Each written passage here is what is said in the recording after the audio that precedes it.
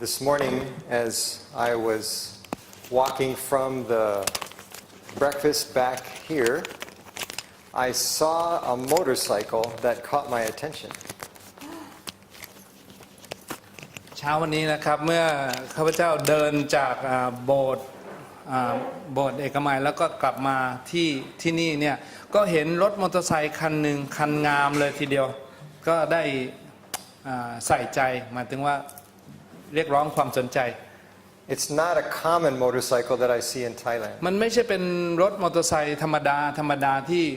เราเห็นตามปกติ And I was looking at who was with the motorcycle. I saw the back of him and I thought, who is that? แล้วก็เห็นแต่ข้างหลังคนขี่นะครับก็สงสัยใครนะขี่รถมอเตอร์ไซค์แบบนี้ The man was taking off his helmet. แล้วก็คนขี่นะก็ถอดหมวกออก And as he turned around, I said, oh, I know who that is. พอเขาหันหน้าผมรู้จักแล้วใคร That's Achan Atikom, นั่นคืออาจารย์ติคม the hospital president, the mission hospital เป็ president. นผอ.ของโรงพยาบาลมิชชั่น So I was already walking over there to meet whoever owned that motorcycle. ก็ผมก็กำลังจะเดินไปหาเจ้าของรถมอเตอร์ไซค์คันนั้น I said, is that yours? He said, yes, it's ผม mine. ก็ถามว่านี่เป็นของอาจารย์เหรอ I ใช่ said, oh, I had one like that in America. ผมก็มีมอเตอร์ไซค์แบบนี้ตอนที่ผมอยู่อเมริกา And it reminded me of something that happened to me back in America. แล้วก็ทำให้ผมมีความทรงจำถึงในสมัยที่อยู่อเมริกา I had a motorcycle that I liked very much. ผมมีมอเตอร์ไซค์คันหนึ่งที่ชื่นชอบมาก But I moved from my parents' house to go to college and I left the motorcycle back at my parents' แล้วตอนที่ house. ผมไปเรียนในมหาวิทยาลัยเนี่ยผมก็ทิ้งรถมอเตอร์ไซค์นั้นไว้ที่บ้านพ่อแม่แล้วก็ไปอยู่ที่หอพัก Where I was going to college was 1,000 miles away from my parents' house. จากที่บ้านเนี่ยต้องเดินทางไปเป็นพันกว่าไมล์นะครับไปเรียนหนังสือ And when I got to school, I thought, I need that motorcycle to go to and from work. เพราะพอไปถึงมหาวิทยาลัยแล้วเนี่ยก็มาคิดได้ว่าเนี่ยฉันต้องมีมอเตอร์ไซค์คันนี้เพื่อที่จะเดินทางไปทำงานไปกลับ So I asked my parents, could you bring the motorcycle to the city where I'm going to school? Could you bring it? ก็เลยถามคุณพ่อคุณแม่บอกว่าพ่อแม่ช่วยส่งมอเตอร์ไซค์คันนั้นมาให้ที่ผมอยู่ได้ไหม They didn't want to, but they finally said that yes, and they brought it all the way down in a trailer. They brought it all the พ่อ way. แม่ก็จริงๆก็ไม่อยากจะส่งมาให้หรอกแต่ว่าในที่สุดท่านก็ส่งมาในเทรลเลอร์ส่งมาให้ I was so happy. ผมดีใจมาก But it was very dangerous to have that motorcycle in a big city. แต่ว่ามันเป็นอันตรายนะการที่จะขี่มอเตอร์ไซค์ในทางหลวงใหญ่ๆอย่างนั้น I did not know God at that time. ตอนช่วงเวลานั้นผมยังไม่รู้จักพระเจ้า I didn't care about God. ผมไม่สนใจเกี่ยวกับพระเจ้า I never had a Bible, never read the Bible. ไม่เคยมีพระคัมภีร์ไม่เคยอ่านพระคัมภีร์ At that time of my life, I was wanting to be as far away from my parents as I could so I could just experiment with life. และช่วงเวลานี้ผมอยากจะอยู่ห่างไกลบ้านเพื่อจะได้มีชีวิตอย่างเสรี But while I was in that city, things happened to me that I could not explain. แต่ตอนที่ผมอาศัยอยู่ในเมืองนั้นเนี่ยมีบางสิ่งบางอย่างที่เกิดขึ้นที่ไม่สามารถที่จะอธิบายได้ I'll tell you some of them. จะบอกเล่าให้ฟังว่ามันเกิดอะไรขึ้น One day I was riding my motorcycle down the street. วันหนึ่งที่ขณะที่ผมขี่มอเตอร์ไซค์ไปตามถนนเนี่ย And I was going pretty fast and I was passing a school bus. แล้วก็ขี่ค่อนข้างเร็วแล้วก็แซงรถโรงเรียนรถบัสโรงเรียน And as I started to pass the bus, I heard my name really loud and clear, like Mike. แล้วขณะที่แซงรถบัสคันนั้นไปแล้วเนี่ยได้ยินเสียงเรียกชื่อของผมเนี่ยอย่างดังเลยบอกว่าไมค์ And I knew it meant to stop. แล้วผมเข้าใจคำการเรียกชื่อนั้นน่ะหมายความว่าให้หยุด I'll tell you why this is important to me. ผมอยากจะบอกว่าทำไมมันถึงสำคัญ Growing up in my parents' home, my parents taught me to obey. ตอนที่ผมเติบโตมาในครอบครัวเนี่ยพ่อแม่สอนให้เชื่อฟัง When they said to do something, I had to do it. ถ้าพ่อแม่สอนให้สั่งให้ทำอะไรผมจะต้องทำ And when they said not to do it, I was not to do it. แล้วถ้าบอกว่าไม่ทำก็ต้องไม่ทำ And they were united in their instruction to me and my brothers. แล้วพ่อกับแม่นี่รวมตัวกัน สั่งอะไรต้องเหมือนกัน And I knew consequences would happen if I disobeyed. แล้วผมรู้ว่าถ้าผมไม่ได้เชื่อฟังนั้นผลจะตามมาเป็นอย่างไร So on that day when I was passing that motorcycle and I got the impression I needed to stop right then, I put the brakes on immediately. แล้ววันนั้นเนี่ยเวลาผมแซงรถบัสคันนั้นได้ยินเสียงแล้วผมรู้สึกผมจะต้องหยุดรถทันทีก็กดเบรก That very instant a car came from in front of the bus and came right where I was going to be. แล้วในวินาทีเนี่ยก็มีรถเก๋งอีกคันนึงตัดหน้ามาทันทีทันใด And I realized I would have been hit. แล้วผมก็รู้ตัวได้ว่าผมถ้าไม่หยุดรถเนี่ยจะต้องถูกชนแน่นอน I was shocked. What happened? แล้วผมก็ตกใจว่าเกิดอะไรขึ้น And I looked at the school bus and all the windows were closed. No one was there to say my name or แล้วก็ knew ผม me. หันไปดูในรถบัสกระจกก็ปิดหมดไม่มีใครจะตะโกนออกมาเรียกชื่อผมได้ I didn't know who called my name. แล้วก็ไม่รู้ว่าใครเรียกชื่อผม I thought, what is that? นั่นอะไรอะ Whatever it was, it saved my life. แต่ไม่ว่าจะอะไรก็ตามเนี่ยเสียงนั้นเนี่ยได้ช่วยชีวิตผม But while I was going to college in that big city, I was living like a prodigal son. แล้วชีวิตที่ผมใช้อยู่ในมหาวิทยาลัยเนี่ยมันเป็นเหมือนกับบุตรน้อยเสเพล I was glad I was away from my parents' house because I didn't want to hurt their heart, but I wanted to try many things that I knew they didn't want me ผม to ก็ดี try. ใจที่ไม่ได้อยู่กับพ่อกับแม่ เพราะว่าไม่อยากจะทำให้พ่อแม่เสียใจ แต่ในเวลาเดียวกันก็อยากจะลองใช้ชีวิตที่ไม่เคยมีอิสระมาก่อน I thought I was very happy. ผมคิดว่าผมมีความสุข One of our friends, his name was Jim. เพื่อนของผมคนหนึ่งชื่อจิม He was not in our school, but we would go to his apartment and gather over there after school. เขาไม่ได้อยู่ในโรงเรียนเดียวกัน แต่ว่ามักจะไปที่ห้องของเขาเสมอ I thought Jim had the best of the best. ผมคิดว่าจิมเนี่ยเขาสุดยอดเลยเขามีอะไรทุกสิ่งทุกอย่าง I looked up to him. แล้วผมก็มีความรู้สึกเชิดชูเขา I thought he has everything I want. เขามีทุกอย่างที่ผมอยากจะมี He has a very good job. เขามีงานการที่ดี He has a very nice car. แล้วเขามีรถเก๋งดี He has a nice apartment. ๆแล้วก็มีห้องอพาร์ตเมนต์ที่สวยงาม He had a really powerful stereo system. แล้วมีเครื่องเสียงกระหึ่ม All kinds of music. แล้วก็มีดนตรีมากมาย He had a very beautiful girlfriend. แล้วก็มีแฟนสวย And he used to put on these parties with lots of food and alcohol, all kinds of stuff. ๆแล้วก็จัดปาร์ตี้เสมอเลยแล้วมีเครื่องดื่มสารพัดมึนเมา A bunch of us would go over to his house and his apartment and we would just gather and enjoy ourselves แล้ว there. เพื่อนๆก็มักจะไปที่อพาร์ตเมนต์ของเขาแล้วก็สนุกสนานเฮฮากัน Now this part is for the pastors to listen to. อันนี้ที่จะกล่าวต่อไปนั้นสำหรับศิษยาภิบาลที่จะฟัง I had no idea about church. Really, I didn't know about church. เพราะว่าผมเนี่ยไม่มีความเข้าใจเกี่ยวกับโบสถ์เลยหรือคริสตจักร I didn't know different kinds of churches. I didn't know. I thought แล้ they're ว all one ผม thing. ไม่รู้ว่ามันมีแต่หลายคริสตจักรผมก็คิดว่ามันเหมือนกันหมด But there was an Adventist pastor who wanted to hold evangelistic meetings in that city. แต่มีศิษยาภิบาลของแอดเวนทิสต์ท่านหนึ่งเนี่ยต้องการที่จะเปิดประชุมในเมืองนั้น He was the pastor of the Adventist university that was closest to that city. แล้วท่านเป็นศิษยาภิบาลของมหาวิทยาลัยของเราในเมืองหนึ่ง And I learned all this later. I didn't know any of this at the time. ตอนนั้นผมยังไม่รู้แต่มารู้ข้อมูลภายหลัง But somehow he organized the city, the church, the Adventist churches in that city, and asked them to start praying for people in the city. แล้วผมก็มาทราบภายหลังว่าศาสนาจารย์ท่านนี้เนี่ยได้รวบรวมสมาชิกให้มาอธิษฐานกันเพื่อคนในเมืองนี้ Let me tell you a little bit about this city. ก็อยากจะพูดเกี่ยวกับเมืองนี้ให้เข้าใจ In America, in the southeast, they call the Bible Belt, like a belt. They call a Bible Belt. Southeast Southeast. ในอเมริกาเนี่ยทางใต้ตะวันออกเฉียงใต้เนี่ยมันจะเป็นเหมือนกับแถบที่รู้จักพระคัมภีร์ทุกคน There จะรู้ are millions of Christians who live in that area. มีคริสเตียนเป็นล้านคนที่อาศัยอยู่ในแถบนั้น Millions of Sunday-keeping Christians. เป็นคณะวันอาทิตย์ นับล้านคน People would come and they would try to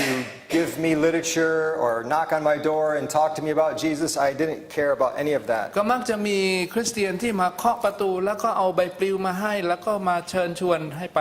แต่ผมก็ไม่สนใจ If they gave me something when they left, I would throw it in the trash. เวลาเขาให้ใบปลิวอะไรมาผมพอเขากลับไปผมก็ทิ้งถังขยะ Zero interest. ไม่มีความสนใจใดๆทั้งสิ้น But as the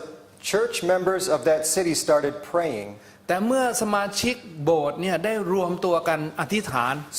things started happening in my life. มันมีอะไรบางสิ่งบางอย่างเริ่มเกิดขึ้นกับชีวิตของผม I want to emphasize the power of uniting in prayer for the salvation of ผม souls. อยากจะให้เราเข้าใจถึงว่าพลังอำนาจของการอธิษฐานร่วมกัน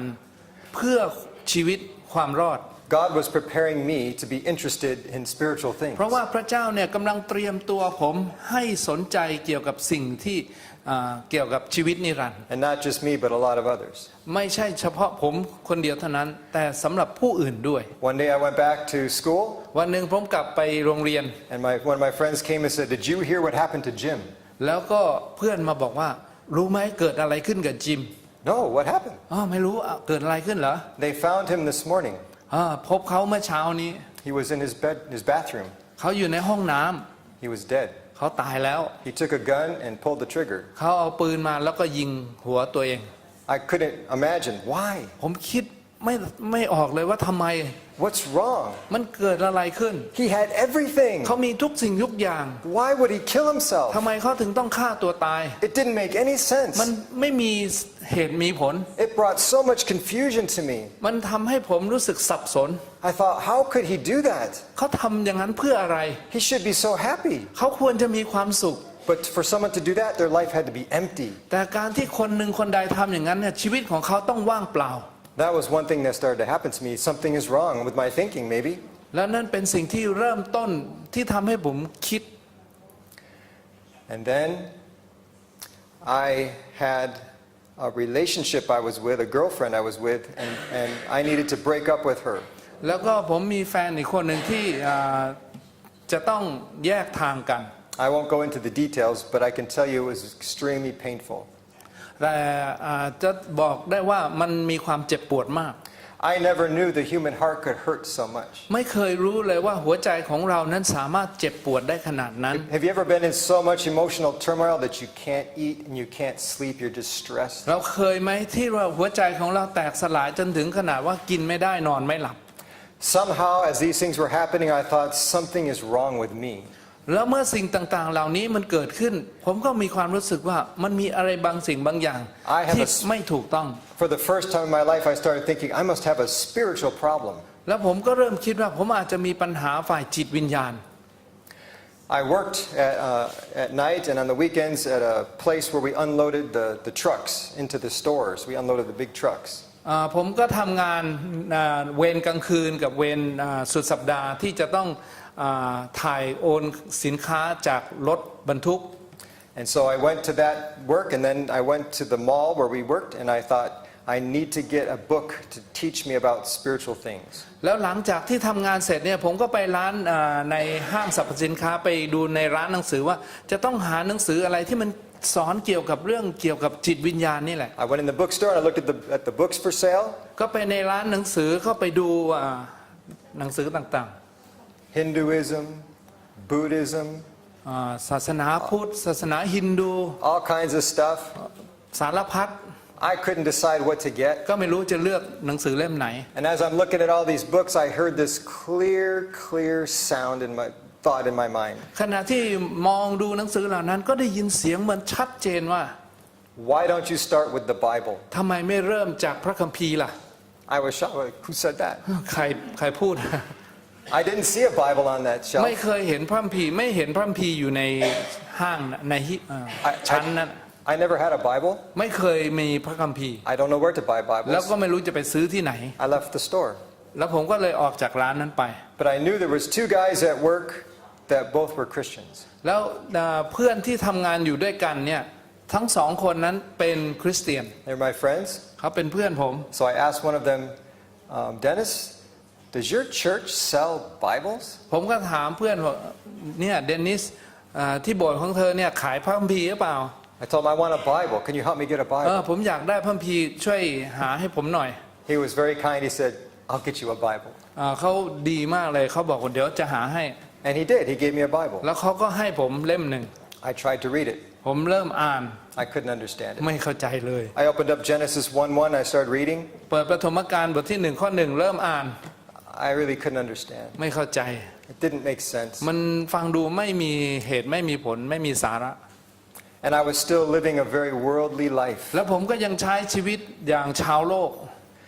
I would say my life was caught up in rock and roll kind of things. ชีวิตผมเนี่ย Music. ก็อยู่ในยุคสมัยของ rock and roll I used to go down to the club with my friends, and we would go there and watch these new bands as they played, and it was like a bar with the bands แล้ว playing. ก็มักจะไปกับเพื่อนๆไปที่บาร์แล้วก็ไปฟังวงดนตรีที่เขาร้องเพลงเล่นดนตรีแบบนี้ And in school, I was taking photography. แล้วก็ในวิทยาลัยเนี่ยผมได้เรียนสาขาการถ่ายรูป So I thought it was the best thing to be able to get right up on the stage with my camera and take these pictures of these rock stars. แล้วผมก็คิดว่าโอ้เป็นสิ่งที่ดีนะที่ได้ไปที่เวทีการแสดงแล้วได้ถ่ายรูปดารานักแสดงนักร้องต่างๆ A lot of bands would come to the city and come to that place that were just beginning to become famous. แล้วก็มีวงดนตรีมากมายที่มาที่เมืองนี้เนี่ยที่กำลังเริ่มจะโด่งดัง And so I was so happy to be in that circle when they were becoming เพราะ famous. ฉะนั้นผมก็ชอบที่จะอยู่ในแวดวงเนี้ย But things happened in that concert hall that started to make me concerned. แต่มันมีอะไรบางสิ่งบางอย่างที่เกิดขึ้นในเวทีนั้นที่ทำให้ผมนั้นต้องกังวล I don't want to say the names of the bands, ก็ไม่อยากจะเอ่ยชื่อ but one of these is very famous now. แต่ว่ามันก็มีชื่อเสียงนะ But that night when I was there, there was something evil happening as they played their music. ในขณะที่คืนนั้นที่ผมอยู่ในการแสดงนั้นน่ะมันมีอะไรบางสิ่งบางอย่างที่ชั่วร้าย I'm not a church person, but I knew that something was wrong in that building that ผม night. ไม่ได้เป็นคริสเตียนในเวลานั้นแต่ผมรู้ว่ามันมีอะไรบางสิ่งบางอย่างที่ชั่วร้ายเกิดขึ้น I actually got a little concerned that what am I into? How do I get out of this? แล้วก็ผมก็รู้สึกกังวลว่าผมจะออกจากสถานการณ์นี้ได้อย่างไร But I kept doing things that I didn't realize then, but I was opening my life to evil spirits. แต่ว่าผมก็เข้าใจว่าผมเนี่ยได้ปล่อยตัวให้มาอยู่ในสภาพอิทธิพลของความชั่วร้าย The music was part of it. ดนตรีเนี่ยเป็นส่วนหนึ่ง The alcohol was part แล้ว of it. ก็สุราก็เป็นอีกส่วนหนึ่ง Drugs was part of แล้ว it. ก็ยาเสพติดก็เป็นอีกส่วนหนึ่ง All of that kind of stuff. ทั้งหมดเนี่ยสิ่งเหล่านี้มันรวมกัน I actually at one point was attacked by an evil spirit. แล้วมีอยู่ครั้งหนึ่งมาถึงจุดหนึ่งที่ถูกโจมตีด้วยวิญญาณชั่ว When I was home alone in my apartment, something came and tried to strangle me, and ในขณะที่ผมอยู่ในห้องพักส่วนตัวเนี่ยตามลำพังก็เหมือนกับว่ามีอะไรเนี่ยมาบีบคอผม I'd never been so terrified in my ไม่ life. เคยกลัวมาอย่างนี้มาก่อนใน I ชี had วิต no idea what was แล้ว happening. ก็ไม่รู้ว่ามันเกิดอะไรขึ้น I didn't have language for that. ไม่มีภาษาคำบรรยายได้ I never heard about that kind of thing happening. และไม่เคยเห็นอะไรแบบนี้มาก่อน And as I thought maybe I might even die that night, the only thing I could think of was cry out to God. แล้วผมคิดว่ากำลังจะตายในคืนนั้นเนี่ยก็สิ่งเดียวที่คิดได้ก็ขอให้พระเจ้าช่วย I remember that Bible was by my bedside, and I grabbed the Bible and I just yelled to God, "Help!" แล้วผมจำได้ว่าพระคัมภีร์นี่อยู่ที่หัวเตียงผมก็ไปคว้าพระคัมภีร์มาแล้วก็บอกพระเจ้าได้คำเดียวว่าพระเจ้าช่วยด้วย And that thing was gone off of me, and I knew immediately evil was real and God is real. แล้วก็ทันทีที่กล่าวว่าพระเจ้าช่วยด้วยเนี่ยแรงบีบคอเนี่ยมันก็หายไปทันทีทันใดผมก็รู้แล้วว่าพระเจ้ามีจริงแล้วก็วิญญาณชั่วมีจริง And I never wanted to have that happen again. แล้วก็ไม่ต้องการให้สิ่งนั้นมันเกิดขึ้นกับผมอีกต่อไป So I became very much more interested in the ผม Bible. ก็ยิ่ง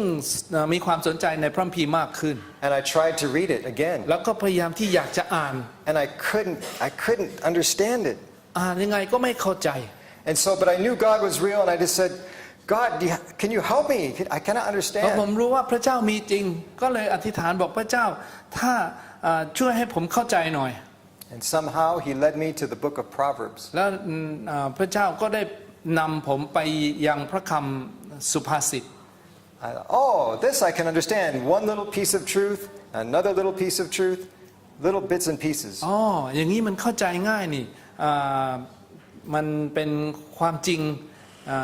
ปลีกย่อยที่สามารถจะอ่านได้ข้อหนึ่งข้อหนึ่งข้อหนึ่ง And as I turn to Proverbs chapter 3, แล้วเมื่อเปิดไปยังสุภาษิตบทที่3 and I read verse 5 and 6, อ่านที่ข้อ5และข้อ6 trust in the Lord with all your heart, จงเชื่อมั่นในพระเจ้าด้วยสุดจิตสุดใจ and lean not to your own และ understanding. อย่าพึ่งความรู้ความเข้าใจ In all your ways acknowledge Him, ในทุกวิถีทางเชื่อมั่นในพระองค์ and He will direct your และ path. พระองค์จะทำวิถีของเจ้าให้ราบรื่น I can't explain it, but it was like God was speaking directly to my soul. บอกไม่ถูกแต่รู้สึกว่าพระเจ้าเนี่ยได้พูดกับใจของผมโดยตรง I'd never read anything that went so clear, so much into my soul. ไม่เคยเห็นอะไรที่ว่ามันชัดเจนอย่างนี้ต่อใจของผม I said, what is this บอก book? ว่าอะไรเนี่ยหนังสืออะไรนี่ How can it be like this? มันทำไมถึงมีพลังอย่างนี้ I was very interested to keep reading. What else am I going to แล้ว find in here? ผมก็เริ่มสนใจอยากจะอ่านต่อไปว่ามันมีอะไรอีกในนี้ And I can tell you, I have continued to find God speaking to my heart as I read แล้ the วผม Word. พบว่าพระเจ้าเนี่ยได้ตรัสกับผมต่อไปเรื่อย I had no interest in church, ๆผมไม่มีความสนใจที่จะไปโบสถ์ but the churches in the city started mailing out invitations to evangelistic meeting. แต่ว่าสมาชิกในโบสถ์เนี่ยเขาก็เริ่มที่จะออกไปแจกใบปลิวไม่ใช่ใบปลิวบัตรเชิญในการเปิดประชุม God had been doing something with me that I had two thoughts going in my mind constantly. พระเจ้าได้ทำบางสิ่งบางอย่างกับชีวิตของผมที่ทำให้ผมมีความคิดอยู่2ประการ I couldn't get rid of these thoughts. แล้วก็ทำยังไงก็ไม่สามารถที่จะปล่อยวางความคิดนี้ได้ First thought is the end of the world is coming. ความคิดแรกก็คือวาระสุดท้ายของโลกกำลังจะมาถึงแล้ว I don't know what happens to me when I แล้ die. วผมไม่รู้ว่าจะเกิดอะไรขึ้นถ้าผมตาย If I turned on the TV, ถ้าผมเปิดโทรทัศน์ดู the end of the world is coming. มันมีสิ่งเลวร้ายว่าเห็นชี้ให้เห็นว่า I โลกกำลังจะ I สิ้นสุด look at the newspaper, the end of the world is coming. ดูหนังสือพิมพ์สิ่งเลวร้ายก็สิ้นสุดปลายของโลกก็ I มา listened to the ถึง radio, พ the อ end of ฟัง the วิ world ท is ยุ coming. ก็เหมือนกัน I just kept getting this all the เหมือ time. นกับได้ข่าวสารว่าโลกนี้กำลังจะถึงที่สิ้นสุด I thought, I got to know what's going on. ผมจะคิดว่าผมจะต้องหาสาเหตุให้รู้ได้ว่ามันเกิดอะไรขึ้น This is the power of prayer. นั่นเป็นอำนาจของการอธิษฐาน Not my prayer, but God's people ไม่ใช่ praying. เป็นการอธิษฐานของผม แต่เป็นการอธิษฐานของพี่น้องสมาชิก Let me tell you the second thought. และอยากจะบอกถึงประการที่สอง This one was really strong, และอันเนี้ยมันค่อนข้างแรง and it frustrated me และทำให้ผมรู้สึกอึดอัด because I was thinking this: somebody knows something I need to know. เพราะว่ามีใครบางคนที่รู้บางสิ่งอย่างบางอย่างที่ผมไม่รู้และผมจำเป็นต้องรู้ Somewhere there's somebody who knows something I must know, มีใครบางคนที่รู้ที่ผมจำเป็นต้องรู้ but I don't know where they are. แต่ก็ไม่รู้ว่าคนเหล่านั้นอยู่ที่ไหน I don't know how to find แล้ว them, จะไปหาที่ไหนได้ but I was wanting to know where are they. แต่อยากจะรู้ว่าพวกคนเหล่านี้เนี่ยอยู่ที่ไหน Then I got the invitation, the brochure came in the mail. แล้วในที่สุดผมก็ได้รับบัตรเชิญมาในตู้จดหมาย I was going to art school. I was attending art school at the time. ตอนนั้นผมเรียนอยู่วิทยาลัยที่สอนเกี่ยวกับเรื่องศิลปะ I was photography major. ผมสาขาเอกสาขาการถ่ายรูป My roommates were commercial art majors. แล้วก็เพื่อนๆก็เป็นศิลปะของการทางธุรกิจ And so I was interested in art because of my own interest, but also my roommates. แล้วก็ผมเนี่ยสนใจเกี่ยวกับเรื่องศิลปะ And when that brochure came, it caught my attention. แล้วเวลาบัตรเชิญเนี่ยมาเนี่ยมันดึงดูดความสนใจของผมมาก On the cover of that brochure was all kinds of prophecy symbols of beasts and creatures coming out of the sea. แล้วก็หน้าปกบัตรเชิญเนี่ยจะมีรูปของสัตว์ร้ายต่างๆที่เป็นสัญลักษณ์มากมาย I looked at that painting, that illustration, ผมได้ดูรูปที่วาดนั้นอ่ะเป็นillustration เป็น painting, picture. picture เป็นรูปที่illustration เรียกว่าอะไร It was excellent. They did it มัน very well. เขาวาดได้ดีเยี่ยม but it talked about the end of the world coming. แต่ได้พูดบอกว่าที่สุดปลายของโลกกำลังจะมาถึง It had my attention. แล้วก็เรียกร้องความสนใจของผมทันที And somehow one of the movies I had gone to had something to do with Revelation or Apocalypse, and so it was talking about Revelation. And I thought, Revelation, that's already in my mind. แล้วก็หนังที่ผมไปดูเรื่องหนึ่งเนี่ยมันพูดถึงวิวรณ์นะฮะแล้วก็เวลาได้บัตรเชิญมาก็พูดถึงวิวรณ์มันเรียกร้องความสนใจทันที I had somehow got the idea that the book of Revelation was very important. แล้วผมก็เลยมีความรู้สึกว่าวิวรณ์หนังสือวิวรณ์เนี่ยมันต้องสำคัญแน่นอน I had never heard the name Seventh-day Adventist, not even once. ไม่เคยได้ยินชื่อของ Seventh-day Adventist แม้แต่ครั้งเดียวมา But I read the book of Revelation in the Bible. แต่ผมได้อ่านหนังสือพระคำวิวรณ์ Remember that Bible my friend gave me? จำได้ไหมที่เพื่อนให้ผม I read that Revelation ผม book ได้อ่านพระคำวิวรณ์ and I was so confused. แล้วยิ่งอ่านก็ยิ่งงง I went back to work and I told my friend I have 2 questions. Dennis, I got 2 questions แล้ว about ผม this. ก็ไปทำงานก็ไปถามเพื่อนที่เป็นคริสเตียนบอกเดนนิสผมมีคำถาม2 คำถาม What is this lamb? What is the Lamb of God? What พระ is เม the สส lamb? โปดกของพระเจ้านั้นมันคืออะไร He said, it's Jesus. เพื่อนก็บอกว่าลูกแกะนั้นน่ะก็คือพระเยซู That didn't make any sense to me. It went over my head. It's like, I don't know what that means. ไม่เข้าใจเลย I don't มัน know. ท่วมท้นจนไม่รู้เรื่อง And then I said, my other question is, แล้วผมก็ถามคำถามอีกต่อ what is Armageddon? What is the battle of Armageddon? แล้วอามาราเกโดนเนี่ยมันคืออะไร He said, I'll have to give you a book about that. I don't know how to explain it. ผมบอกเขาก็บอกว่าไม่รู้จะอธิบายไงเดี๋ยวจะหาหนังสือมาให้ So he gave me a book and I tried to read that. เขาก็เอาหนังสือมาให้ก็พยายามอ่าน I thought, if anything he's giving me is true, I need to find out. เขาบอกว่าผมก็บอกว่าถ้าเขาให้อะไรที่เป็นความจริงเนี่ยผมจะต้องหาความจริงให้ได้ So I have this brochure, ก็เลยมีบัตรเชิญเนี่ย and it tells when the meetings are going to start. ก็ได้บอกว่าการประชุมเนี่ยจะเริ่มเมื่อไหร่ Everything in my heart says I have to go to that meeting. ทุกสิ่งที่อยู่ในใจ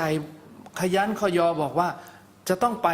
การประชุมแห่งนั้น I didn't want to go alone, ไม่อยากจะไปคนเดียว so I started recruiting my friends. Come with me to this meeting. This ก็ looks เลย like it'd be เรีย good. กรวบรวมเพื่อนๆไปด้วยกัน Look at the illustration, you guys. Lucy. They know what they're doing. ดูสิแผ่นบัตรเชิญเนี่ยเขารู้ว่าเขาทำอะไรนะเขารู้ Yeah, we'll come with you. Yeah, we'll come เอา with you. เดี๋ยวเราไปด้วยกัน I wanted to go because it was not at a church. It was not at a church. The meeting was not ที่ at อยาก a จะ church. ไปก็เพราะว่ามันไม่ได้อยู่ในโบสถ์ It was at the local college. มันอยู่ใน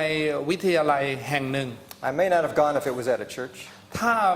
จัดที่โบสถ์ก็คงจะไม่ไปหรอก but opening night, I was determined to go. แต่ว่าคืนแรกที่เขาเปิดเนี่ยผมตั้งใจว่าจะไป Guess what happened? ลองเดาดูว่าเกิดอะไรขึ้น All my friends backed out. They didn't want to go. เพื่อนๆปลีกตัวบอกไปไม่ได้ไม่ไป I still have to go. ผมยังต้องไป I have to go by myself. ต้องไปด้วยตัวเอง So I did. ก็เลยไป I walked into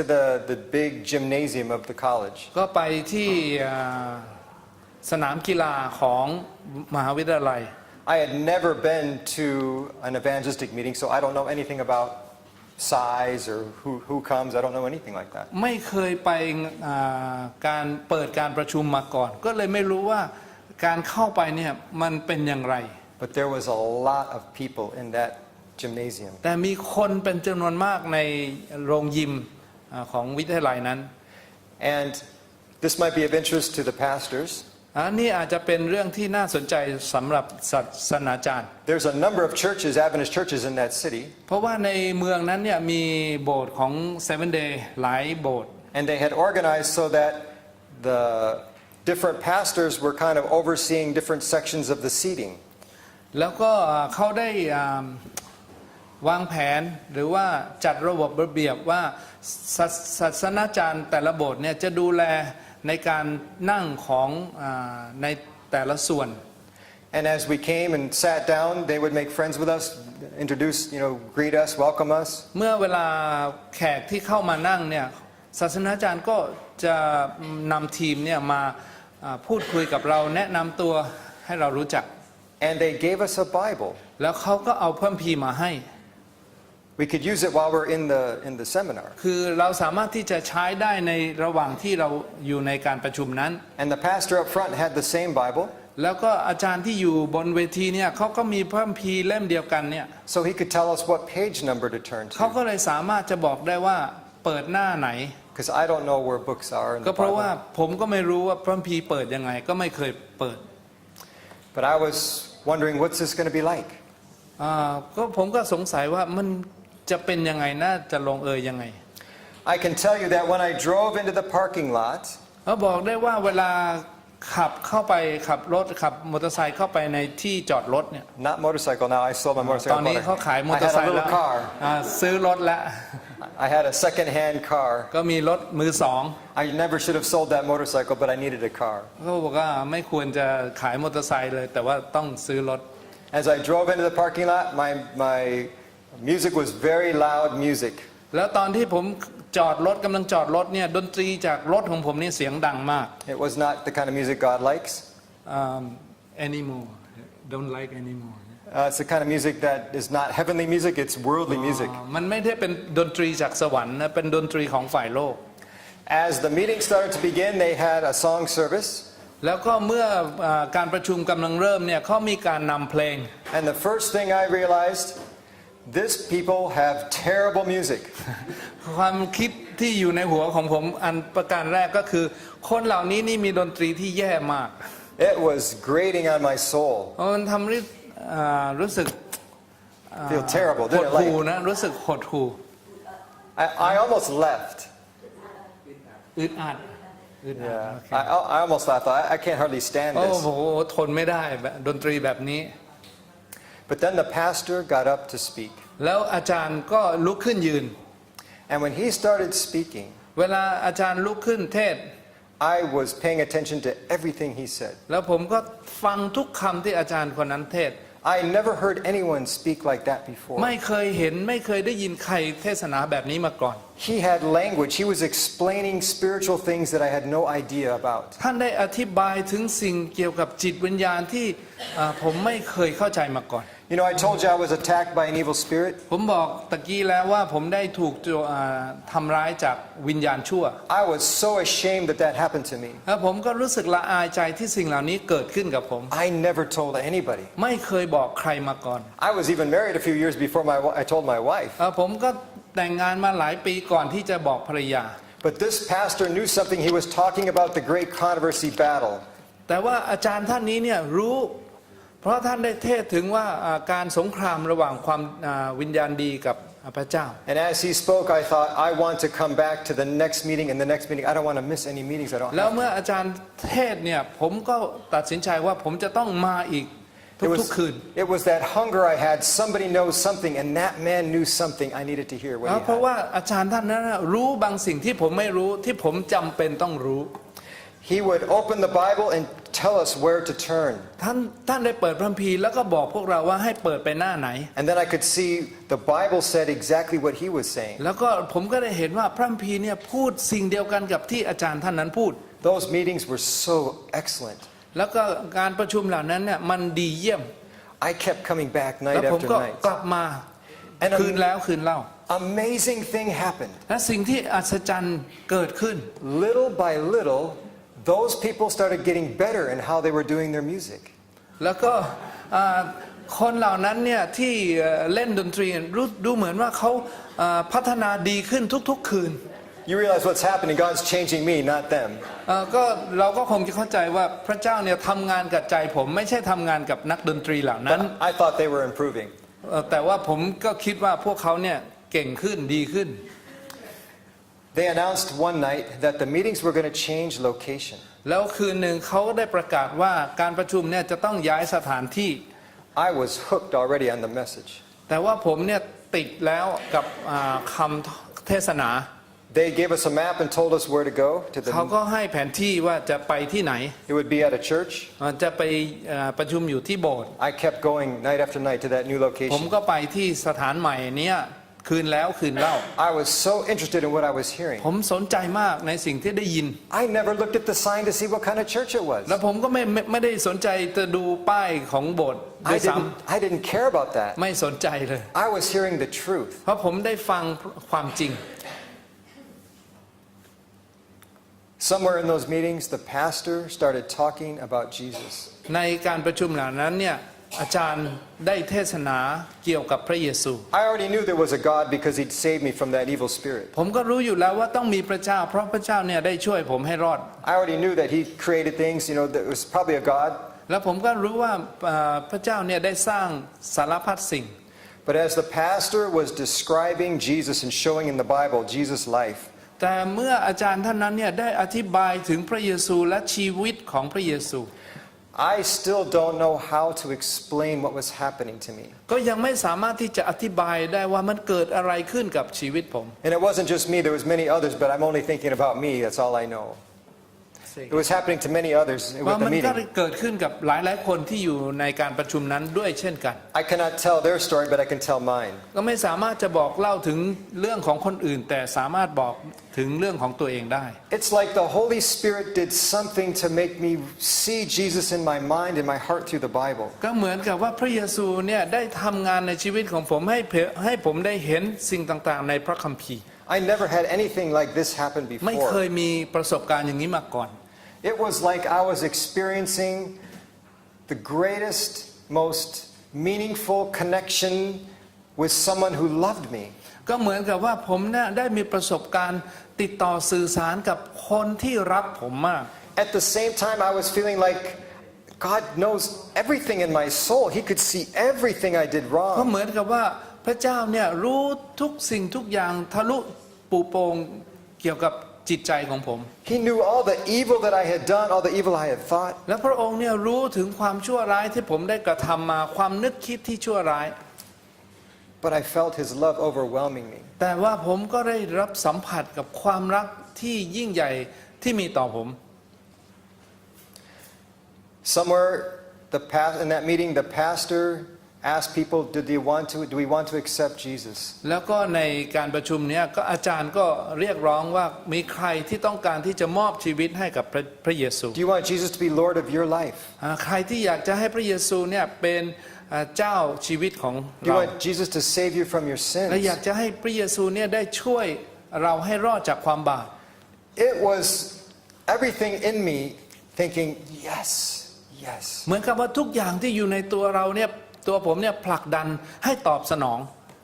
But I had a big struggle. แต่ว่าผมมีสิ่งที่ขัดแย้งอยู่ในใจ I was so shy, so afraid to be in front of ผ people. มนั้นเป็นคนที่ประหม่าขี้อายอยู่ต่อหน้า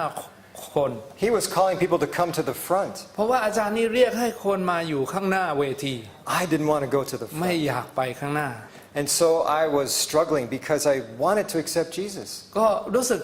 ขัดแย้งใจเพราะว่าอยากจะรับพระเยซูอยู่ But I didn't want to go forward. แต่ไม่อยากจะออกไปข้างหน้า But I couldn't sit still. แต่ก็นั่งอยู่ไม่ได้นั่งไม่ติด Everything in me wants to respond. ทุกอย่างในตัวนี้ก็อยากจะตอบสนอง That was a big struggle มัน going on เป็น in my รู้สึก heart. การขัดแย้งเย็นในใจอย่างยิ่ง I ใหญ่ was starting to cry and I was starting to shake. ก็เริ่มรู้สึกจะร้องไห้แล้วก็สั่น I don't know what to do. ไม่รู้จะทำยังไง And the pastor wouldn't be quiet. และอาจารย์ก็ไม่ยอมหยุดพูด He สักที kept calling us to the front. ก็ There's เรี maybe ยก one มา more. เรียกมีใครอีกไหมมีใครอีกไหม And I finally decided I have to go forward. I don't care. ในที่สุดผมก็ตัดสินใจจะต้องออกไปไม่สนใจอะไรละ I don't care what people think. ไม่สนใจว่าใครจะคิดยังไง I ก็ don't ตาม care how I feel. ไม่สนใจว่าตัวเองจะรู้สึกยังไง The only thing I want to do is give my life to the one who loves me like มี that. สิ่งเดียวที่อยากจะทำก็คืออยากจะมอบชีวิตให้กับผู้ที่รัก He knows everything about my soul and he still loves me? พระองค์รู้จักทุกสิ่งทุกอย่างในชีวิตผมและยังรักผมอยู่หรือ I cannot turn away from him. ไม่สามารถที่จะหันหลังให้กับความรักนี้ได้ So I went forward. ก็เลยเดินไป The meetings continued. การประชุมก็มีต่อ You know, they kept handing out cards and they asked us to write down our decisions. เขาก็ส่งการ์ดมาให้เราเขียนว่าเราตัดสินใจอะไร I don't know about these kind of things. I never been to this before. ไม่รู้ว่ามันเกี่ยวกับอะไร เพราะไม่เคยไปมาก่อน So when they ask questions, I write my answer down. Yes, yes. I write down and I turn in my card. เวลาเขาบอกว่าให้กรอกอะไรก็เขียนตอบใช่ตลอดนะแล้วก็ส่งคืน Do you need prayer? Yes, I need prayer. ต้องการการอธิษฐานไหมใช่ตอบต้องการ The pastor presented the Sabbath message. One night he presented the Sabbath, Seventh-day Sabbath วันหนึ่ง message. อาจารย์เนี่ยได้เทศนาถึงเรื่องวันสะบาโต I was not at that meeting ผมไม่ได้อยู่ในการประชุมในวันนั้น because the job I had when I was going to college, I worked the busiest nights, the busiest days were Friday night, Saturday night. Friday night and Saturday were our busiest times for unload the แล้วตอน trucks. ที่ผมไปเรียนหนังสือเนี่ยต้องทำงาน เวลาทำงานเนี่ยคืนวันศุกร์กับคืนวันเสาร์เนี่ยมันเป็นวันที่ยุ่งที่สุด So I didn't go to that meeting. ก็เลยไม่ได้ไปการประชุม But there was a young man who was in the section that I was sitting in, and he kept asking me, "Is there anything I can do? Anything I can help you with?" And in the meeting. ตอนที่นั่งอยู่ในการประชุมเนี่ยก็มีผู้ชายคนหนึ่งก็ถามว่ามีอะไรที่คุณต้องการไหม He was a ministerial student at the college. เขาเป็นนักศึกษาศาสนศาสตร์ที่อยู่ในวิทยาลัยนั้น And I told him, "I'm going to be not able to come for that meeting on Friday night because I have to work. Could you get me the handouts? Could you get me the materials?" ผมก็เลยบอกนักศึกษาคนนั้นบอกว่าคืนนั้นเนี่ยผมจะมาไม่ได้นะมีอะไรช่วยเก็บไว้ให้ผมหน่อยเวลาเขาแจกชี้แจกอะไรเนี่ย He said, "Yes, I'll get them for you." เขาก็บอกโอเคเดี๋ยวจะจัดการให้ So I came the next night and I went to the meeting and I got the materials from him. แล้วคืนต่อไปผมไปเด็กคนนั้นก็เอาให้ And I went home and I read the night that I missed. แล้วกลับบ้านไปก็ไปอ่านจากที่ผมได้ขาด I'm sitting down and I'm reading something like this. ก็นั่งแล้วก็เริ่มอ่านแบบนี้ You may wonder why some people go to church on Saturday rather than Sunday. ก็ประโยคที่บอกว่าคุณก็อาจจะสงสัยว่ามีใครที่ไปโบสถ์ในวันสะบาโตวันเสาร์แทนที่จะไปวันอาทิตย์ I thought, what is this? อะไร I never heard this before. ไม่เคยได้ยินอย่างนี้มาก่อน They said something about the Seventh-day Sabbath. ได้พูดถึงวันสะบาโตที่เป็นวันที่ For some reason, I thought Sunday was the seventh day. 7แล้วผมก็มีความเข้าใจอยู่เสมอว่าวันอาทิตย์เนี่ยเป็นวันที่ But they were showing that Saturday is the seventh-day Sabbath. 7แต่เขาชี้ให้เห็นว่าวันที่7เนี่ยคือวันเสาร์ I kept looking at the Bible text. แล้วผมก็เริ่มที่จะดูข้อพระคัมภีร์ I was shocked. แล้วก็รู้สึกตกใจ How could I live my life to that point and never hear this truth? แล้วใช้ชีวิตมาจนถึงเวลานี้ได้ยังไงแล้วไม่รู้จักความจริงเลยเหรอ I read that paper again. แล้วผมก็เลยอ่านเอกสารนั้นอีก I checked those Bible texts again. แล้วก็ตรวจทานข้อพระคัมภีร์นั้นอีก I was convicted. แล้วก็รู้สึกว่ามีความมั่นใจ This is true. ว่านี่แหละมันคือความจริง Remember I told you about my parents? จำได้ไหมที่บอกว่าพูดเกี่ยวกับพ่อแม่ They taught us to obey. พ่อแม่สอนให้เชื่อฟัง I met my heavenly Father. ตอนนี้ผมได้พบกับพระบิดาในสวรรค์แล้ว And so naturally now I have to say, I have to obey my heavenly Father more than my earthly father. แล้วแน่นอนผมถูกสอนมาอย่างนั้น ผมก็จะต้องเชื่อฟังพระบิดาในสวรรค์มากกว่าพ่อแม่บนโลกนี้ Every night at the meetings, the pastor would ask, the pastor over my area would say, "Do you have any questions?" แล้วก็ทุกคืนเนี่ยอาจารย์ที่เทศนาที่ดูแลฝ่ายที่ผมอยู่เนี่ยก็จะถามว่ามีคำถามอะไรไหม Most nights I said, "No, I don't have any questions." ส่วนใหญ่เนี่ยจะไม่มีคำถามอะไร But now I had questions. แต่เวลานี้มีคำถามแล้ว So I looked for that pastor, ก็เลยหาอาจารย์ท่านนี้ and he asked me again, "Do you have any questions?" อาจารย์ก็ถามว่ามีคำถามอะไรไหม I said, "Yes, Pastor, I have questions." อาจารย์ผมมี Is this what? Am I reading this correctly? That the seventh day is Saturday, and I need to keep the Sabbath เนี่ย day? ผมอ่านถูกหรือเปล่าที่วันเสาร์เป็นวันที่7เนี่ยถูกไหม He said, "Yes." ใช่อาจารย์บอก I struggled. แล้วผมก็รู้สึกขัดแย้งในใจ I had just started a new job. เพราะผมเพิ่งได้งานใหม่ I had just finished college, and I was just starting the job that I really wanted. แล้วผมเพิ่งจบมหาวิทยาลัยแล้วก็ได้เริ่มงานที่ผมชอบมาก I had two jobs now, the one on the weekends แล้วตอนนี้ผมมีงานสองงานแล้วงานแรกที่อยู่สุดสัปดาห์ And now my main job working in a commercial photography studio. แล้วก็ตอนนี้เป็นงานหลักเนี่ยก็คือทำงานอยู่ในสตูดิโอเกี่ยวกับการถ่ายภาพ So he helped me to realize you have to make a decision. Are you going to serve God with all your heart? แล้วก็อาจารย์ก็ถามว่าคุณเนี่ยต้องตัดสินใจว่าคุณจะรับใช้พระเจ้าด้วยสุดจิตสุดใจหรือเปล่า I thought about that and I prayed about that. ผมก็คิดแล้วก็อธิษฐาน And I thought I have to follow God. ผมก็ตัดสินใจว่าผมจะต้องเชื่อติดตามพระเจ้า So I went to my weekend job. แล้วผมก็เลยไปที่งานตอนทำงานที่สุดสัปดาห์ And I told the boss, แล้วก็บอกหัวหน้า I'm accepting the seventh-day Sabbath and I cannot work on Friday night sundown to Saturday night sundown. แล้วก็บอกว่าตอนนี้เนี่ยผมได้รับเป็นสมาชิกของคริสตจักรวันเสาร์แล้วผมไม่สามารถทำงานคืนวันศุกร์ได้แล้ววันเสาร์ I didn't want to lose that job. จริงๆแล้วผมก็ไม่อยากจะสูญเสียงานนั้น I really liked that เพราะ job, ผมชอบงานนั้นมาก but I was willing to lose it. แต่ผมยินดีที่จะสูญเสียงานนั้น And the supervisor tried to say, couldn't you work sometimes? Couldn't you do this? And I said no. แล้วหัวหน้างานก็พยายามที่จะหาทางให้ผมว่าแล้วเสาร์เว้นเสาร์งี้ได้ไหมผมก็บอกว่าไม่ And I was praying, Lord, help me. แล้วผมก็อธิษฐานในใจว่าพระเจ้าช่วยด้วย And that man said, okay, we'll give you Sabbath off. แล้วในที่สุดเนี่ยหัวหน้าเขาบอกตกลงแล้วจะให้เธอหยุดวันเสาร์ We can see that you're faithful and we'd like to keep you, not lose you totally. เราเห็นว่าเธอเนี่ยสัตย์ซื่อในการงานเราไม่อยากจะให้สูญเสียเธอเราจะจัดเวลาให้ But then I still had to go to my new job. แต่ว่ายังไงผมก็ต้องไปงานที่งานใหม่ The man that owned the company was Catholic. แล้วก็เจ้าของบริษัทที่ผมทำงานใหม่เนี่ยมันเป็นชาวแคทอลิก I had just gotten hired. ผมเพิ่งได้รับการว่างงานจ้างงาน And I told him I can continue working as long as I don't have to work on Friday night to Saturday night. ผมบอกเขาบอกว่าผมสามารถทำงานให้กับคุณได้ตราบใดที่ไม่ต้องทำงานตั้งแต่คืนวันศุกร์ถึงคืนวันเสาร์ From sundown to sundown I can't work. Is it okay? ตั้งแต่พระอาทิตย์ตกดินจนถึงพระอาทิตย์ตกดินในคืนวันเสาร์ได้ไหมแบบนี้ I was ready to lose that job ผม too. ก็เตรียมพร้อมที่จะสูญเสียงานนั้นด้วยเช่นกัน And I really needed that job. และผมจำเป็นต้องมีงานนั้นจริง I had looked for months to find a ๆ job and found that ใช้ one. เวลาหลายเดือนกว่าจะได้งานนี้ But I put it all on the altar and said, okay, God, แต่ผมก็ฝากไว้บนแท่นบูชาบอกพระเจ้า I'm trusting you. ผมฝากความเชื่อไว้กับพระองค์ And that Catholic man said, แล้วก็เจ้าของที่เป็นชาวแคทอลิกนั้นบอกว่า you won't have to work on Sabbath. เธอไม่ต้องทำงานในวันสะบาโต I told him I'll work any other hours, any other days, but not that time, not that 24 hours I cannot work. ผมบอกว่าผมยินดีจะทำวันไหนก็ได้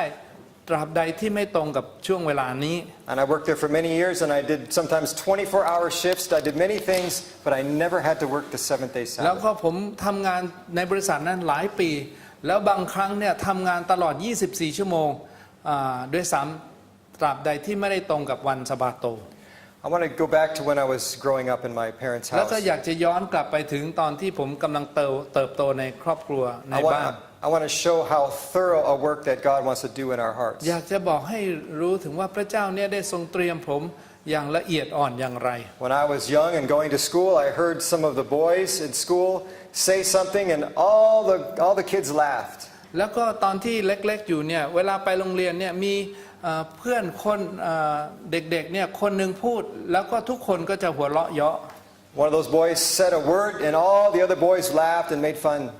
แล้วก็เวลาเพื่อนคนหนึ่งพูดแล้วทุกคนก็จะหัวเราะสนุกสนาน I didn't know that word before, but I remembered the word. ผมก็ไม่เคยได้ยินคำนี้มาก่อน แต่ว่าก็พยายามจำไว้ล่ะ I was at my parents' house แล้วก็ตอนนั้นอยู่ที่บ้านพ่อแม่ and I decided to say that word. แล้วผมก็คิดว่ามันคงจะสนุกก็เลยพูดคำนั้นขึ้นมา I like making people laugh. ชอบใจอยากจะให้คนอื่นนี่หัวเราะ But when I said that word, my parents were not happy. แต่ว่าพูดคำนี้แล้วพ่อแม่ไม่หัวเราะ They did not laugh. หัวเราะไม่ออก My mother told me we never say that word in this house. แม่ก็บอกว่าเราไม่เคยพูดคำแบบนี้ในบ้านของเรา And she punished me. แล้วคุณแม่ก็ลงโทษ They never say that again in this แล้ว house. ก็ไม่เคยพูดคำนั้นอีกในบ้าน I never did. แล้วก็ไม่เคยทำ That word ต่อ never ไป came out of my mouth แล้ว again. คำนั้นก็ไม่เคยออกมาจากปากอีก I learned by God. I learned before I was a Christian. I learned to be careful what I say.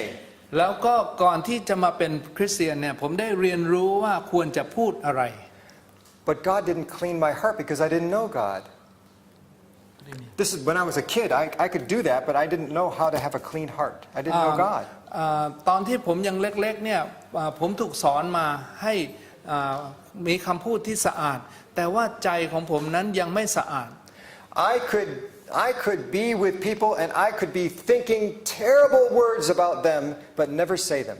เพราะผมอาจจะอยู่กับคนอื่นๆที่ใจนั้น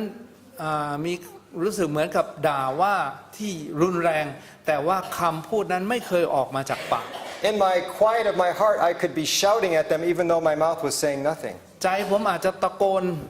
ด่าอยู่ในใจแต่ว่าไม่เคยมีคำออกมาจากปาก But when I met Jesus that time in the church, the first time I met him, he was showing me all that was evil. แต่ว่าเมื่อผมเข้าได้พบกับพระเยซูแล้วเนี่ยพระองค์ทรงสำแดงให้เห็นว่าสิ่งต่างๆที่อยู่ในใจถึงแม้ไม่ได้ออกมาจากปากนั้นมันเป็นความชั่วร้ายทั้งนั้น It's not just what I say, it's what I think, it's what I feel has to be clean. มันไม่ใช่เป็นสิ่งที่ออกมาจากปากแต่มันสิ่งที่อยู่ในใจเนี่ยที่จะต้องถูกชำระมากเสียกว่า God was taking me deep. He was wanting to cleanse even the thoughts of my heart. เพราะพระเจ้าเนี่ยต้องการที่ชำระให้สะอาดจากข้างใน My standard was so low. เพราะมาตรฐานชีวิตของผมนั้นต่ำเหลือเกิน You know, at those meetings, there were many baptisms. แล้วในการประชุมนั้นมีการรับบัพติศมามากมาย One of the men that was coming to that meeting was a doctor, a medical doctor. แล้วในการประชุมเวลานั้นเนี่ยก็มีคนที่มาคนหนึ่งเป็นแพทย์ He was a Sunday church leader. เขาเป็นผู้นำของคริสตจักรวันอาทิตย์ When he heard the Sabbath truth, he thought they must be wrong. แล้วเมื่อเขาได้ยินเกี่ยวกับข่าวของวันสะบาโตหมอวันนี้ก็บอกว่าพวกนี้จะต้องผิด And he started studying to prove that they were wrong. แล้วหมอนี่เริ่มที่จะศึกษาค้นคว้าเพื่อที่จะพิสูจน์ว่าพวกนี้ผิด He had all these books. เขาก็มีหนังสือต่างๆมากมาย And the more he studied, the more he realized it's true. แล้วเขายิ่งศึกษามากเท่าไหร่เขาก็ยิ่งรู้ว่าสิ่งที่คริสตจักรนี้พูดนั้นเป็นจริง And he accepted the truth และในที่สุดก็ยอมรับความจริง and was baptized แล้ว also. ก็รับบัพติศมาด้วย He became the medical director of one of the largest sanitariums, natural health sanitariums in America. แล้วก็ในที่สุดเนี่ยท่านนี้ก็เป็นผู้นำของศูนย์สุขภาพหนึ่งในที่ใหญ่ในอเมริกา I told you about the cards I was filling out. จำได้ไหมที่พูดถึงว่าการ์ดที่ได้เขียนกรอกลงไป One night they handed out cards for baptism. วันหนึ่งเขาได้แจกแบบฟอร์มนี้ให้เขียนถึงว่าจะรับบัพติศมา They had a special music that night. และคืนนั้นมีเพลงพิเศษด้วย The music had gotten so beautiful over time. ก็เพลงนั้นรู้สึกไพเราะมาก And that night there was a family that stood up to sing the special music. และคืนนั้นก็มีครอบครัวหนึ่งได้ลุกขึ้นยืนร้องเพลง It was a husband and wife and I think 2 children. แล้วก็สามีภรรยาแล้วก็มีลูกอีก2 คนร้องเพลงด้วยกัน They announced that the wife had cancer. แล้วก็ได้ประกาศบอกว่าภรรยาของครอบครัวนี้มีมะเร็ง And they didn't know if she would live or not. ก็ไม่รู้ว่าเขาจะมีชีวิตอยู่หรือไม่ But when they sang that special music, it was beautiful. She was praising God even though she was suffering. แต่ว่าเวลาเขาร้องเพลงแล้วเนี่ยมันไพเราะมากถึงแม้ว่าเธอรู้ตัวว่าเธอนั้นมีมะเร็งอยู่ And they sang a song about a man that had leprosy. เขาได้ร้องเพลงเกี่ยวกับชายคนหนึ่งที่เป็นโรคเรื้อน His name was Naaman, and he was told to go into the river and dip 7 times and he would come up clean. เพลงนั้นได้บอกว่านามานเนี่ยได้ถูกบอกให้ไปจุ่มตัวลงแม่น้ำ7 ครั้ง That song and that message touched my heart. เพลงนั้นเนี่ยได้ประทับใจของผม And then the pastor gave a message about baptism. แล้วก็อาจารย์นั้นก็ได้เทศนาเกี่ยวกับการรับบัพติศมา make a commitment to Jesus and be baptized in the water, การที่จะ underwater. commitment มอบตัวของเราเนี่ยให้กับพระเยซูและรับบัพติศมา I filled out my card, yes, I want to be baptized. ผมก็กรอกในแบบฟอร์มนั้นบอกว่าต้องการรับบัพติศมา I don't know what it means exactly, ผมก็ไม่รู้ว่าเข้าใจว่ามันหมายความว่าอย่างไรรับบัพติศมา but I made a decision I will be baptized. แต่ผมก็ตัดสินใจจะรับบัพติศมา That night, I went to my apartment คืนนั้นผมกลับไปที่ห้องพัก and I set my alarm. แล้วก็ตั้งนาฬิกาปลุก And about 1 a.m., my alarm went off and I got up. พอตอนตีหนึ่งนาฬิกาปลุกก็ปลุกผมก็ตื่นขึ้น And I slipped out and climbed over the fence where the pool was. The pool at the apartment. I climbed over the fence and into the swimming pool. เขามีสระว่ายน้ำแล้วก็เขาปิดประตูอยู่ผมก็ปีนข้ามรั้วแล้วก็ไปนั่งอยู่ When nobody else is around. ไม่มีใครอยู่แถวนั้น And I dipped myself in the pool 7 times. แล้วผมก็ไปจุ่มตัวลงในสระว่ายน้ำนั้น7 ครั้ง And I said, God, I'm giving you my life. บอกพระเจ้าผมมอบชีวิตให้กับพระองค์ That's all I knew. นั้นผมก็รู้เท่านั้น And later, the pastor came to visit ตอนหลัง visit me. อาจารย์ก็มาเยี่ยมผมที่บ้าน And he said, we need to talk about baptism. อาจารย์บอกว่าเราจะต้องคุยกันถึงเรื่องรับบัพติศมา I said, I've already been baptized. ผมบอกว่าผมรับบัพติศมาแล้ว He was surprised. Said, really? แปลกใจก็ว่าจริงเหรอ So I told him what I did. ผมก็บอกอาจารย์บอกว่าผมทำอะไร He said, we need to do something a little different than that. เราต้องทำอะไรที่ไม่เหมือนกับอย่าง I นั้ was น disappointed. ผมรู้สึกผิดหวัง But then I thought, okay, if I have to be baptized with the pastor, then I'm going to ask him something that really would be special for me. เพราะนั้นผมบอกว่าถ้าจะต้องรับบัพติศมาด้วยศาสนาจารย์เพราะนั้นอยากจะทำอะไรให้พิเศษ I thought he will never agree to my request. แล้วก็อาจารย์คงจะไม่เคยตกลงด้วย I want to be baptized like Jesus was. แล้วผมอยากจะรับบัพติศมาเหมือนกับพระเยซูรับบัพ So ติ I ศมา said, Pastor, if I have to be baptized again, can I be baptized in the river? อาจารย์ถ้าผมจะต้องรับบัพติศมาอีกเนี่ยขอรับบัพติศมาเหมือนกับพระเยซูได้ไหม He didn't hesitate. He said, yes, of course. อาจารย์ก็ไม่ลังเลใจเลยบอกแน่นอน Oh, thank God. ได้ขอบคุณพระเจ้า That river was where I had floated down with rafts and we had had all kinds of alcohol and parties, but I wanted to give my life to God in a fresh way and not use that river for evil. แม่น้ำนั้นเนี่ยเป็นแม่น้ำที่ผมเคยสำเร็จเทเมาอยู่ที่นั่นมาก่อนแล้วก็ต้องการที่จะเปลี่ยนแปลง So as I thought about being baptized officially, I wrestled with God. แล้วก็เมื่อกำลังคิดว่าจะรับบัพติศมาเป็นทางการเนี่ยผมก็ได้ปล้ำสู้กับพระเจ้า I did not trust myself. เพราะว่าผมไม่เชื่อมั่นในตัวเอง I did not trust my heart. ไม่เชื่อมั่นในหัวใจของตัวเอง I knew my heart could deceive me so รู้ easy. ว่าหัวใจของเรานั้นน่ะมันโกหกหลอกเราลวงตัวเอง I said, God, I just can't do this unless I get a sense that you, if I start to stray, you will come after me and bring me back. เขาบอกว่าพระเจ้าถ้าผมเริ่มที่จะหันเหออกไปจากพระองค์ขอให้พระองค์เนี่ยทรงนำผมกลับมา And so I thought about that a lot and prayed about that. เราก็อธิษฐานแล้วก็คิดแต่เรื่องนี้ And I had peace that God would do that. แล้วผมก็มีสันติสุขว่าพระเจ้าเนี่ยจะทำ So สิ่งนี้ I went ahead and was baptized by the pastor with the church แล้วใน family. ที่สุดผมก็ไปให้อาจารย์รับบัพติศมา And God has been faithful. และพระเจ้าก็ทรงสัตย์ซื่อ I have gotten deceived and gone off this way and this way in the past, and God has always corrected me and brought me back. แล้วผมก็เคยหลงทางไปแต่พระเจ้าก็มักจะนำผมกลับมาเสมอ I know He loves me because He rebukes me and chastens me and brings me home. เพราะผมรู้ว่าพระเจ้ารักผมพระองค์จะสอนผมว่าผมผิดอย่างไรตีสอนแล้วก็จะนำผมกลับมา So the reason I tell you that story เหตุผลที่ผมเล่าเรื่องนี้ is to encourage us to pray. ก็เพื่อต้องการที่จะสนับสนุนน้ำใจให้เราได้อธิษฐาน If we unite in prayer, God can work in a city. ถ้าเราเนี่ยร่วมใจกันอธิษฐานเพื่อเมือง But we need to pray for this nation. แต่ว่าเราจำเป็นที่จะต้องอธิษฐานเพื่อประเทศนี้ If we will unite in prayer, I believe God will prepare hearts all across this country. ถ้าเราร่วมใจกันอธิษฐานพระเจ้าจะทำสิ่งที่ยิ่งใหญ่ใน ประเทศนี้ that they'll be prepared to hear the message of Jesus. เพื่อคนในประเทศนี้จะได้มีจิตใจพร้อมที่จะฟังข่าวของพระเยซู To our eyes, it may look like they're not interested.